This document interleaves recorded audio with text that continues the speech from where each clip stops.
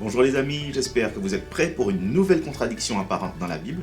En tous les cas, moi j'en ai une à vous proposer, c'est juste après le générique.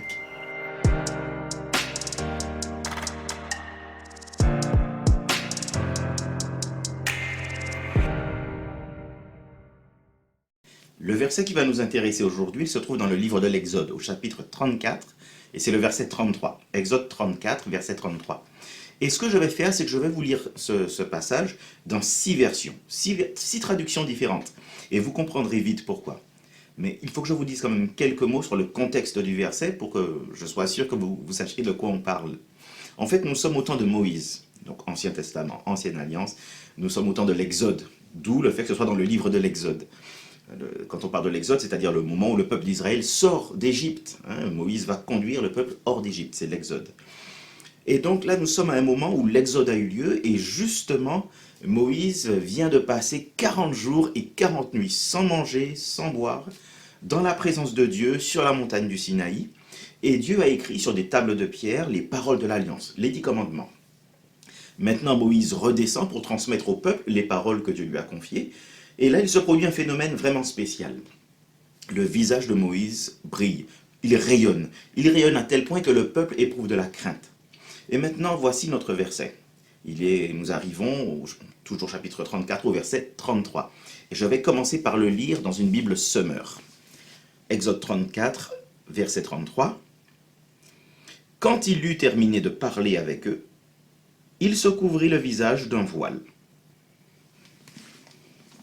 Maintenant, je continue. Je vais lire dans une Darby. Chapitre 34 de l'Exode, verset 33. Et Moïse cessa de parler avec eux. Or, il avait mis un voile sur son visage. Petite différence, je ne sais pas si vous l'avez repéré. Je continue avec une seconde 1910. Donc, Exode 34, verset 33. Lorsque Moïse eut achevé de leur parler, il mit un voile sur son visage. Je continue maintenant avec une autre traduction, et cette fois-ci je vais prendre la Bible King James. Alors pour la King James, je ne l'ai pas en version papier, c'est une Bible qui est en anglais en fait. Il y a une traduction que certains considèrent comme officielle, peut-être d'autres non d'ailleurs, mais en tout cas il y a une version française de la King James qui est, en tout cas pour les premières versions, plutôt fidèle à ce qu'on trouve dans l'anglais. Et voici ce que nous dit la King James au chapitre 34 de l'Exode et au verset 33. Jusqu'à ce que Moïse ait fini de parler avec eux, il mit un voile sur son visage. C'est assez ambigu là, c'est assez ambigu. Et jusqu'à ce que Moïse ait fini de parler avec eux, il mit un voile sur son visage. Certains pensaient même qu'il aurait fallu traduire « il avait mis », un petit peu comme on l'a lu déjà dans la Darby. Ok, continuons. Maintenant, nous passons à la NBS. La NBS, c'est-à-dire la Nouvelle Bible Seconde. Donc, Exode 34, verset 33. Alors, Exode 34, verset 33. Lorsque Moïse eut achevé de leur parler, il mit un voile sur son visage. Et puis enfin, la Bible Martin, je ne l'ai pas en version papier, je l'ai en version numérique. La Bible Martin nous dit « Ainsi Moïse acheva de leur parler, or, il avait mis un voile sur son visage. » Donc, je ne sais pas si vous avez perçu le problème là. Est-ce que vous l'avez vu? Certaines versions disent que Moïse a mis un voile après avoir fini de parler. D'autres disent qu'il l'avait déjà au moment où il parlait, puisque certaines disent qu'il acheva de parler, or il avait mis. C'est un passé qui est antérieur, il avait mis. Alors la première chose que je dois vous dire, et vous le remarquez, c'est que le problème ici, la contradiction, elle n'est pas tant dans le texte biblique lui-même que dans les traductions. Alors du coup, pourquoi cette différence et qu'est-ce qu'il est préférable de lire?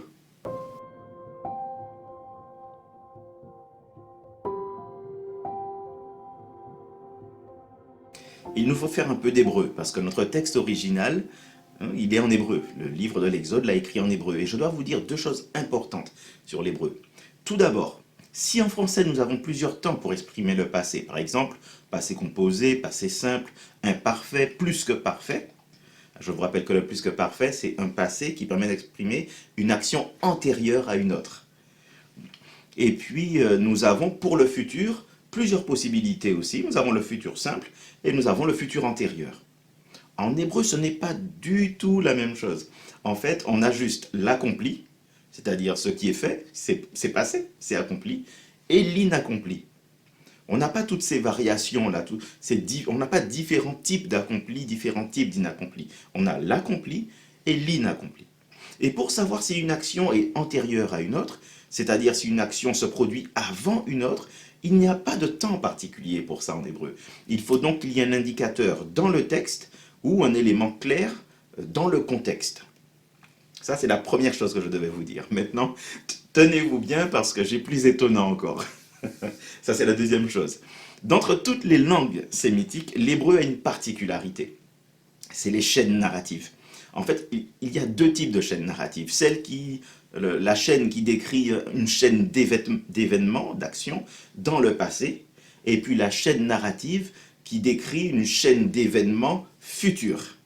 Alors normalement, pour décrire une chaîne d'événements passés, on s'attendrait à ce que tous les verbes de cette chaîne soient exprimés au passé. C'est logique.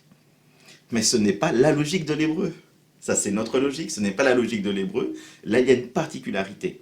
Pour parler d'une chaîne, d'une suite d'événements, une chaîne d'événements passés, on met le premier verbe à l'accompli, c'est-à-dire la forme du passé, et tous les autres verbes de la chaîne sont à l'inaccompli, qui est normalement la forme du futur. Et chacun de ces verbes est précédé d'un vav. Le vav, c'est une lettre de l'alphabet hébreu, et le vav, c'est ce qu'on traduit par et en français. Et j'ai fait ça, et j'ai fait ça, et j'ai fait ça. Le vav. Et sous ce vav-là, je vais vous le montrer dans un instant à quoi il ressemble. Et sous ce vav, on place une espèce de petit trait. En fait, c'est un signe voyelle qui s'appelle le patar et qui donne le son A. Donc le vav avec le patar, ça nous fait va. Et dans la première consonne du verbe auquel ce vav se rattache, il y a une espèce de point qu'on appelle un dagesh. Et tous les verbes qui sont à l'inaccompli, donc normalement ils sont futurs, quand ils sont précédés d'un vav avec le patar en dessous et qu'il y a le dagesh dans la première consonne du verbe, alors on sait qu'on a toutes les indications d'un verbe qui a la forme du futur, mais qui exprime un passé et qu'on traduit par un passé. Mais le mieux, c'est que je vous montre ça avec notre texte de départ. Donc là, je passe tout de suite sur l'ordinateur pour que vous voyez. Alors vous avez devant vous le texte hébreu d'Exode 34. J'ai commencé au verset 32 parce que c'est là que notre chaîne narrative va commencer. Donc je vous disais la chaîne narrative, et là c'est une chaîne narrative qui inscrit tout dans le passé. On a le premier verbe qui au passé, c'est ça, c'est ce verbe-là. Ça c'est un verbe, c'est le verbe s'approcher. Et ensuite, on a un verbe ici dont je vais vous parler qui commence avec un vav, c'est ça le vav, vous voyez? Là on a le trait vertical ici, c'est le vav, c'est la lettre vav.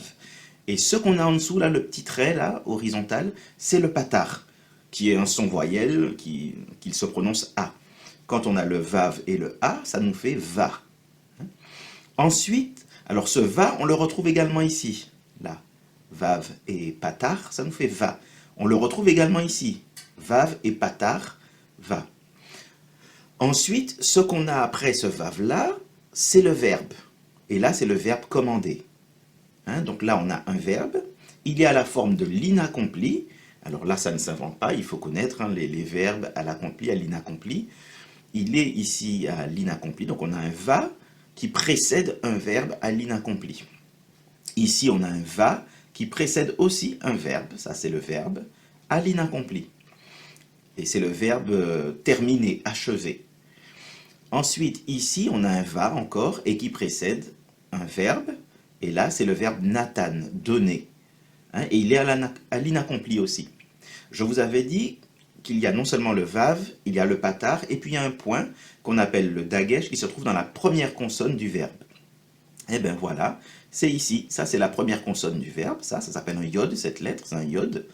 Et le point que vous voyez là, qui semble être dans le yod, en fait, c'est le dagesh.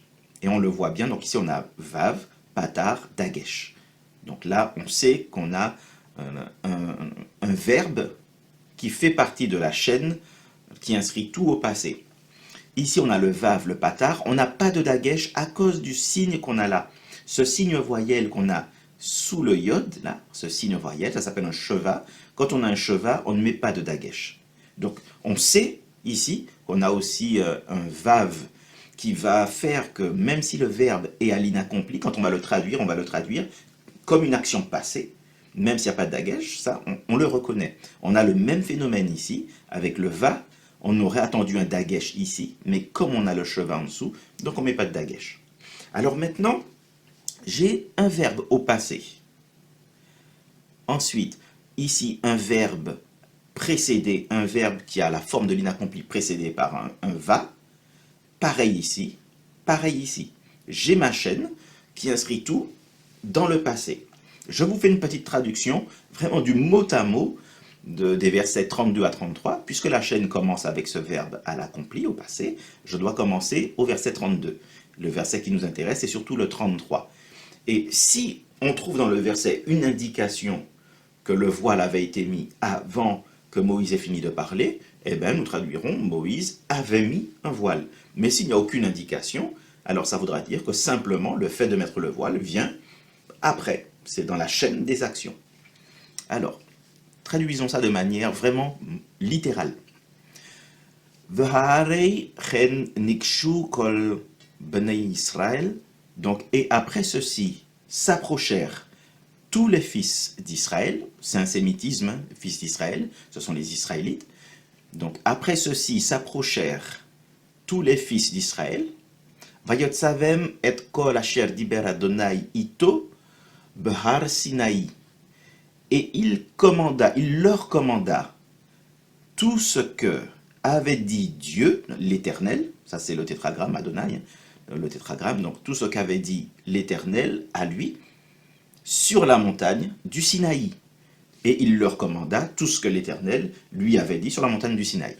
Verset 33, Vayachal Moshe midaber itam, et il cessa, Moïse, de parler à eux. Donc, et Moïse cessa, acheva de leur parler. Vayiten alpanav masve, et il donna sur son visage un voile. Autrement dit, et il mit sur son visage un voile. Il n'y a dans le verset aucun marqueur, aucun indicateur permettant de penser que le voile a été mis avant que Moïse ait fini de parler. Nous avons simplement une chaîne narrative qui inscrit les actions dans le passé, et donc les actions sont consécutives.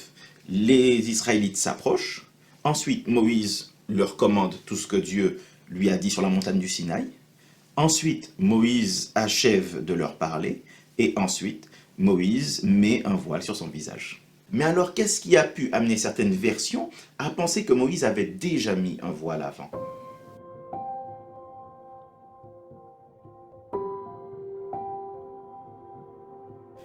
C'est certainement le verset 34 qui a pu donner l'idée que Moïse mettait le voile pendant qu'il parlait aux Israélites. Parce que écoutez bien ce qu'il dit.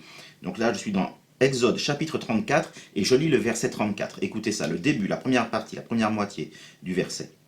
Quand Moïse entrait devant l'Éternel pour lui parler, et jusqu'à ce qu'il sorte, il écartait le voile, c'est-à-dire il ôtait le voile.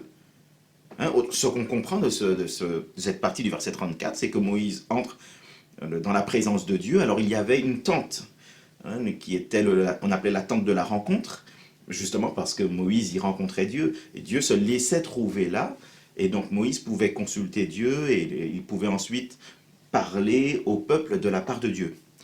Et donc quand Moïse entrait dans la présence de Dieu, il enlevait le voile. Et c'est précisé jusqu'à ce qu'il sorte.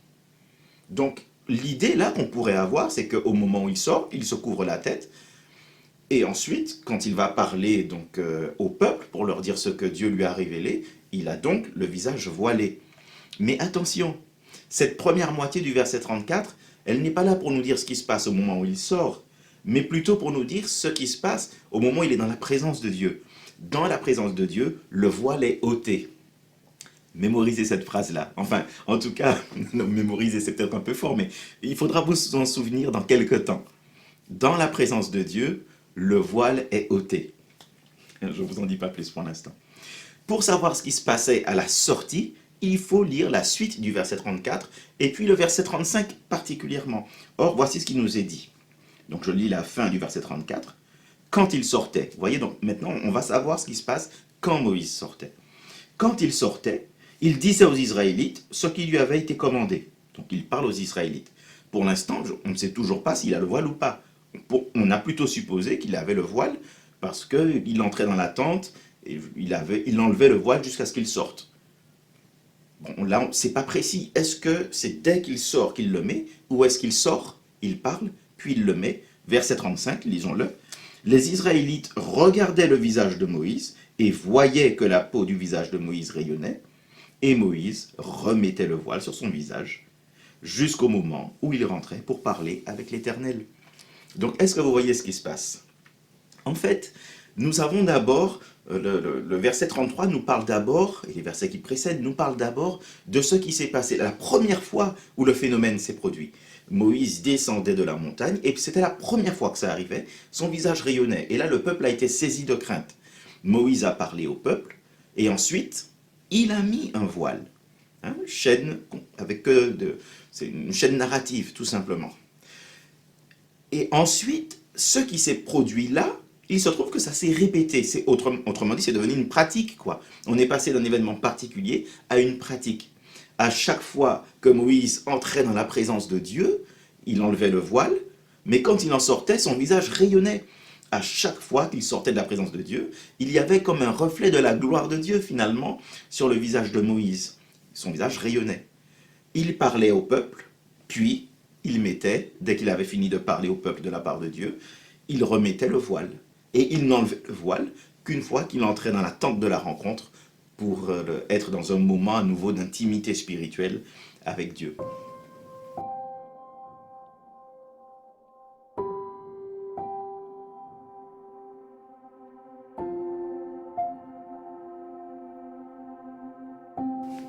Après avoir expliqué un petit peu ce passage, j'espère que vous l'avez mieux compris, mais une question demeure.